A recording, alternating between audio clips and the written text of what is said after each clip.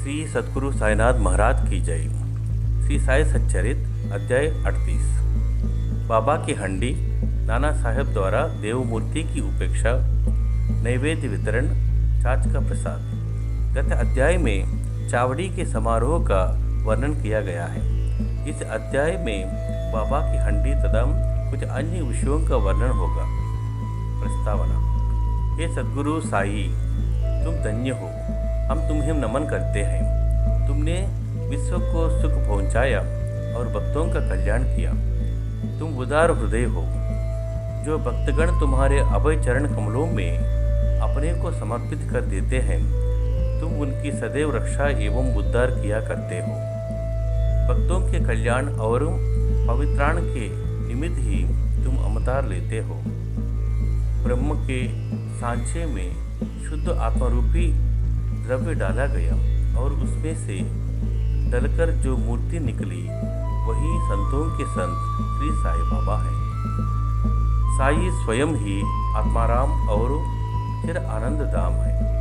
इस जीवन के समस्त कार्यों को नश्वर जानकर उन्होंने भक्तों को निष्काम और मुक्त किया। बाबा की हंडी।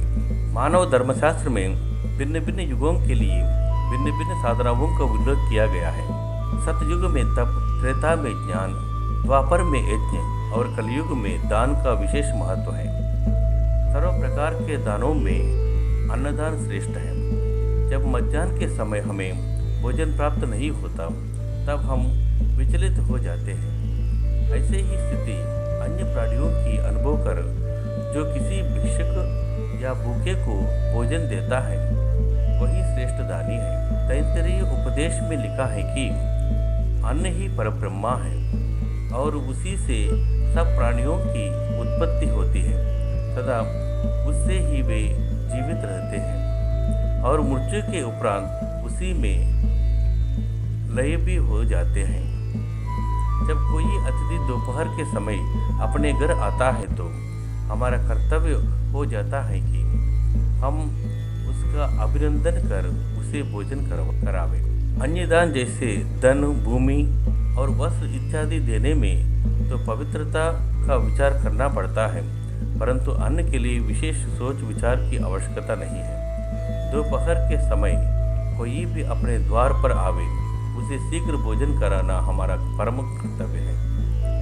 प्रथमतः दूल्हे, लंगड़े, अंधे या ऋणी भिखारियों को, फिर उन्हें जो हाथ पैर से स्वस्थ हैं, और उन सभी के बाद अपने संबंधियों को भोजन कराना चाहिए। अन्य सभी की उपेक्षा पंगुओं को भोजन कराने का महत्व अधिक है। अन्नदान के बिना अन्य सब प्रकार के दान वैसे ही अपूर्ण हैं, जैसे कि चंद्रमा बिना तारे, पदक बिना हार, कलश बिना मंदिर, कमल रहित तालाब, भक्ति रहित भजन, सिंदूर रहित सुहागिन, मधुर स्वर विहीन गायन, नमक बिन पकवान। जिस प्रकार अन्य भोज्य पदार्थों में दाल उत्तम समझी जाती है, उसी प्रकार समस्त दानों में अन्नदान श्रेष्ठ है। अब देखेंगे बाबा किस प्रकार भोजन तैयार कराकर उसका वितरण किया करते थे। हम पहले ही उल्लेख कर चुके हैं कि बाबा अल्पाहारी थे और वे थोड़ा बहुत जो कुछ भी खाते थे वह उन्हें केवल 2 गृहों से ही भिक्षा में उपलब्ध हो जाया करता था। परंतु जब उनके मन में सभी भक्तों को भोजन कराने की इच्छा होती तो प्रारंभ से लेकर अंत तक संपूर्ण व्यवस्था वे स्वयं किया करते थे। वे किसी पर निर्भर नहीं रहते थे और ना ही किसी को इस संबंध में कष्ट ही दिया करते थे। प्रथमतः वे स्वयं बाजार जाकर सब वस्तुएं, अनाज, आटा, नमक, मिर्ची, जीरा, कोपरा और अन्य मसाले आदि वस्तुएं नगद दाम देकर खरीद लाया करते थे। यहाँ तक कि पीसने का कार्य भी वे स्वयं ही किया करते थे। मस्जिद के आंगन में ही एक पट्टी बनाकर उसमें अग्नि प्रज्वलित करके हंडी के ठीक नाप से पानी भर देते थे। हंडी दो प्रकार की थी, एक छोटी और दूसरी बड़ी। एक में 100 और दूसरे में 500 व्यक्तियों का भोजन तैयार हो सकता था। कभी वे मीठे चावल बनाते और कभी मांस मिश्रित चावल बनाते थे। कभी कभी दाल और मुटकुले भी बना लेते थे। पत्थर की सिल पर महीन मसाला पीसकर हंडी में डाल देते थे। भोजन रुचिकर बने इसका वे भरसक प्रयत्न किया करते थे। ज्वार के आटे को पानी में उबालकर उसमें छाछ मिलाकर अम्बिल बनाते और भोजन के साथ सब भक्तों को समान मात्रा में बांटा देते थे। भोजन ठीक बन रहा है या नहीं, यह जानने के लिए वे अपनी कफनी की बावें ऊपर चढ़ाकर निर्भय हो उतबलती हंडी में हाथ डाल देते और उसे चारों ओर घुमाया करते थे। ऐसा करने पर भी उनके हाथ पर ना कोई जलन का चिन्ह और ना चेहरे पर ही कोई व्यथा की रेखा प्रतीत हुआ करती थी। जब पूर्ण भोजन तैयार हो जाता तब वे मस्जिद समबर्तन मंगवा कर मौलवी से फातिहा पढ़ने को कहते थे। फिर वे महलसापति तथा तात्या पाटिल के प्रसाद का भाग पृथक रखकर शेष भोजन गरीब और अनाथ लोगों को खिलाकर उन्हें तृप्त करते थे। सचमुच वे लोग धन्य थे, कितने भाग्यशाली थे वे जिन्हें बाबा के हाथ का बना और परोसा हुआ भोजन खाने को प्राप्त हुआ। जहाँ कोई यह शंका कर सकता है कि क्या वे शाकाहारी और मांसाहारी भोज पदार्थों का प्रसाद भी सभी को बांटा करते थे, इसका उत्तर बिल्कुल सीधा और सरल है।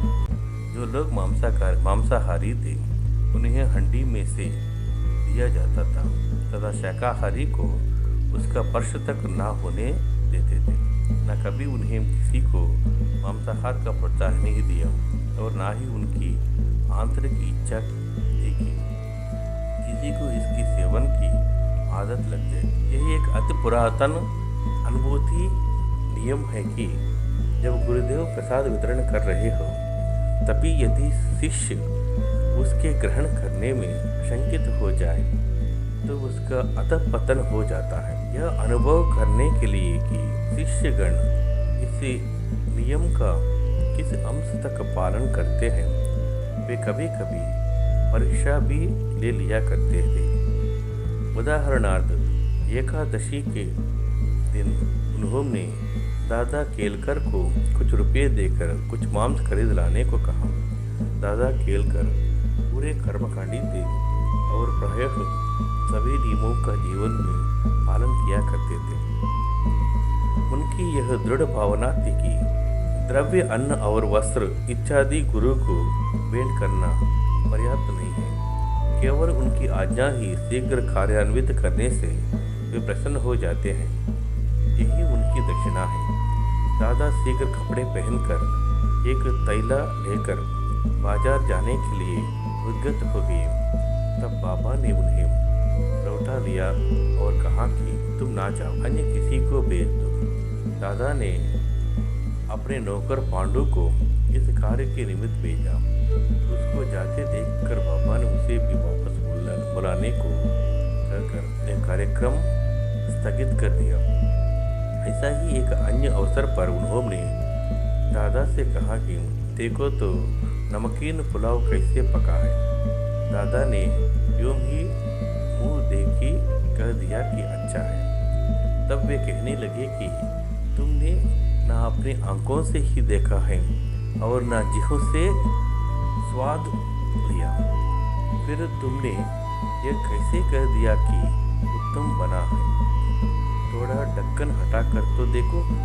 बाबा ने दादा की बाह पकड़ी और बलपूर्वक बर्तन में डालकर बोले, थोड़ा सा इसमें से निकालो और अपना कट्टरपन छोड़कर चक्कर देखो।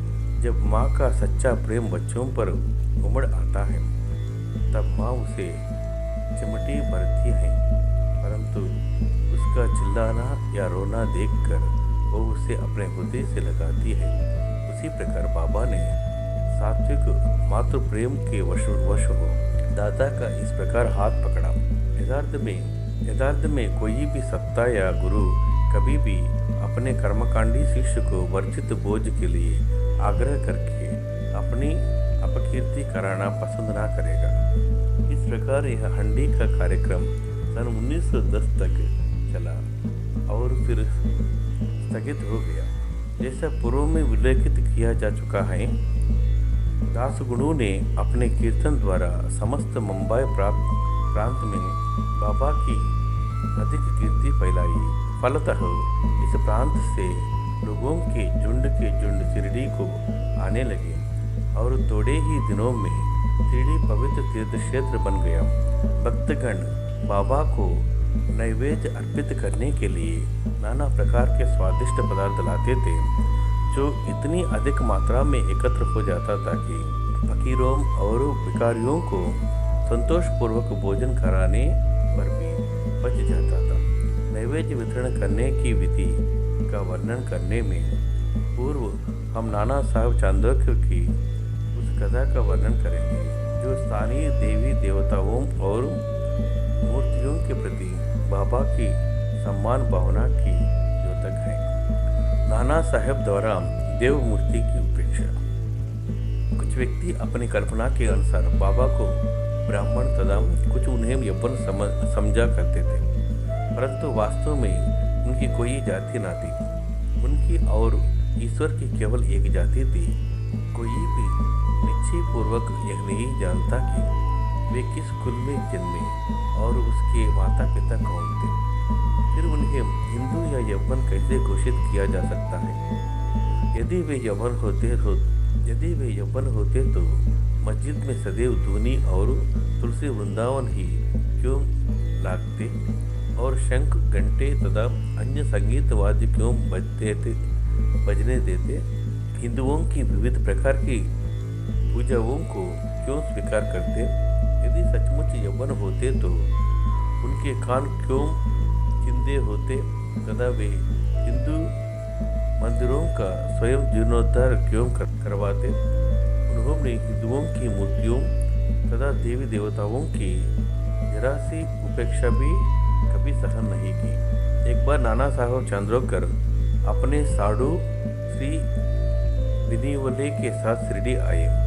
जब वे मस्जिद में पहुंचे, बाबा वार्तालाप करते हुए अनायास ही क्रोधित हो कहने लगे कि तुम दीर्घकाल से मेरे साथ में हो, फिर भी ऐसा आचरण क्यों करते हो?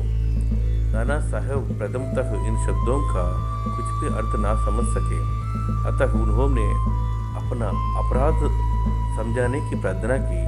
प्रत्युत्तर में उन्होंने कहा कि तुम कब कोपड़गांव आए और फिर वहां से कैसे शिरडी आ पहुंचे?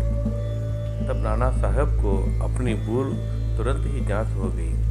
उनका यह नियम था कि शिरडी आने से पूर्व वे कोपड़गांव में गोदावरी के तट पर श्री दत्त का पूजन किया करते थे, परंतु रिश्तेदार के दत्त उपासक होने पर भी विलंब होने के भय से उन्होंने उनको भी दत्त मंदिर में जाने से हतोत्साहित किया और वे दोनों सीधे शिरडी चले आए थे।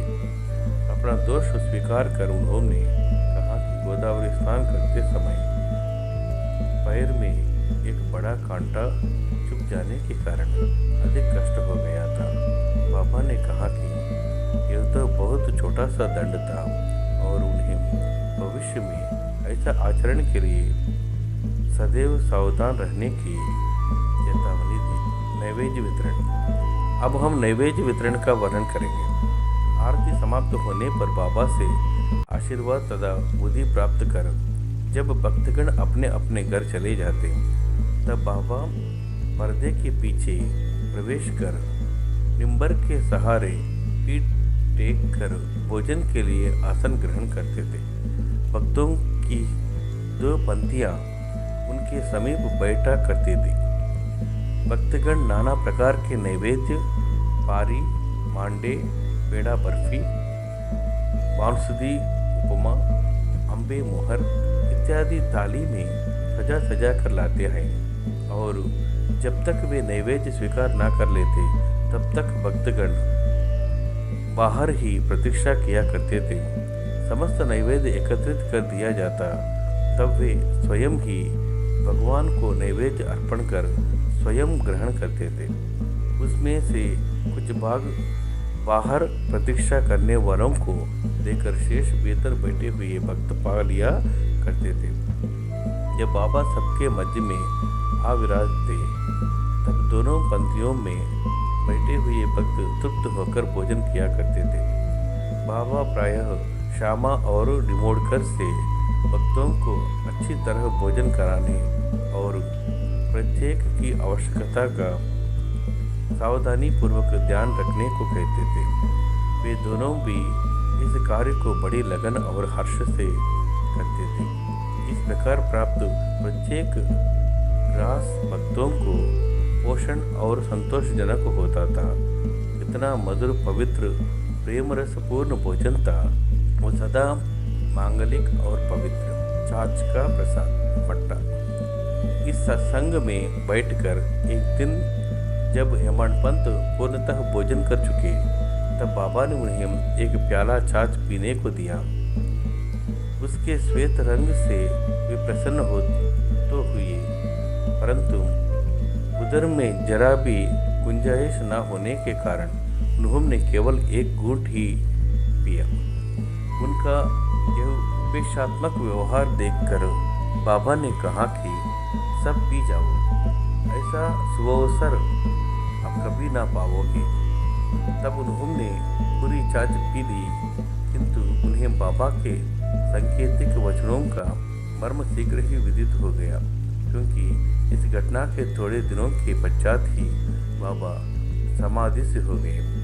पाठकों, अब हमें अवश्य ही हेमंत के प्रति कृतज्ञता होना चाहिए, क्योंकि उन्होंने तो छाछ का प्याला पिया, परंतु वे हमारे लिए यथेष्ट मात्र में श्री साई लीला रूपी अमृत दे गए। आओ हम उस अमृत के प्याले पर प्याले पीकर संतुष्ट और सुखी हो जाए। श्री सद्गुरु साईनाथार्पणमस्तु। शुभम भवतु।